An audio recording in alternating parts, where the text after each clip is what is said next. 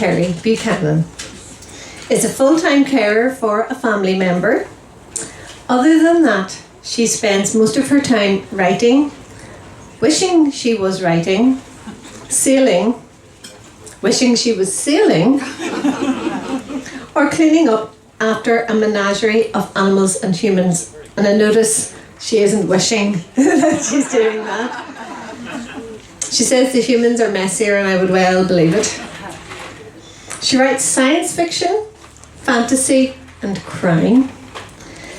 Kerry originated in North Yorkshire, but took a wrong turning at Scotch Corner 20 odd years ago and ended up in Ballynahinch.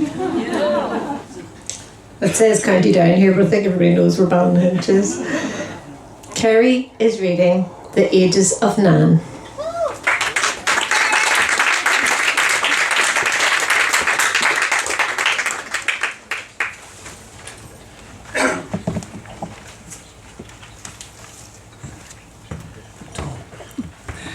Thank you.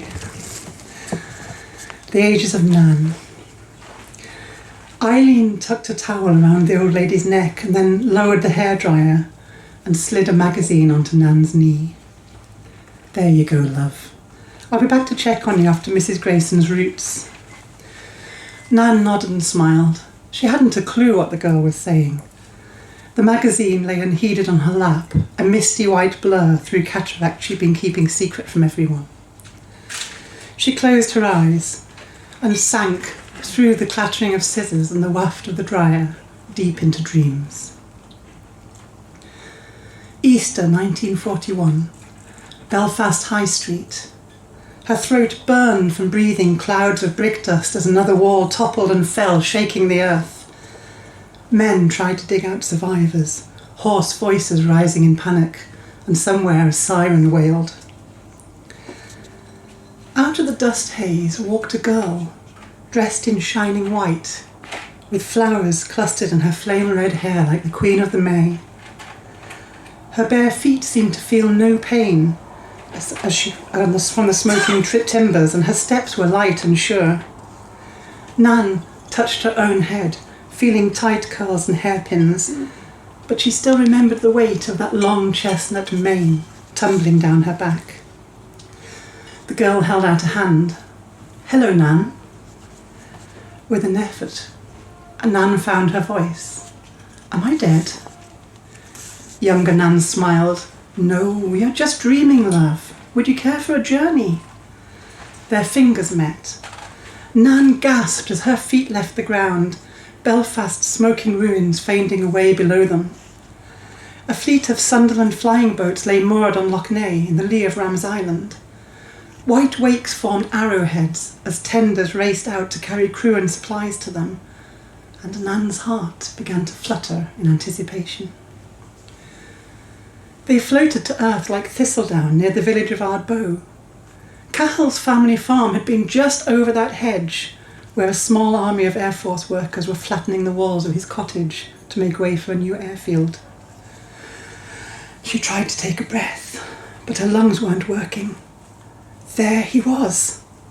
Cahill had his sleeves rolled up and his collar unbuttoned. "Hello, Nan," he said, as if they'd only seen each other an hour before. Her hand went to her hair in a half-remembered gesture. Gone were the sharp hairpins, replaced by a neat bun. She tucked a loose strand behind her ear. "Go on," younger Nan said. "Check if he's real." Cahill caught her, swinging her high as though she weighed nothing. Then he drew her down into an embrace. She buried her face in the hollow at the base of his neck, breathing in sweat and starch and tobacco. He stroked the top of her head. "Now then, love, what's all this? I thought you'd be pleased to see me after all this time." "Oh, I am." She turned to face her younger self. "Thank you."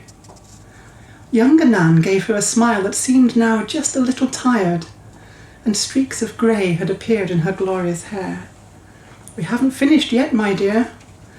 This time she held out both hands. Cahill grasped one, Nan the other, and they took to the air. Another loch, another green island. and Nan giggled as sheep-grazed turf tickled her bare feet. She ran hand in hand with her love to the base of the round tower. Here, he'd asked her to marry him. They put their hands against the warm stone and repeated the vows they'd made that day, as a lark warbled overhead in a cloudless sky. Young Nan had changed again. Now she was a wizened crone with rollers in her thinning white hair. "I thought you said I wasn't dead," Nan whispered. Old Nan smiled and nodded, "And neither were you when you asked. You were asleep in the hairdresser's chair. And now? Now you're on the threshold of a great adventure. It's long overdue, my love." "Nan?"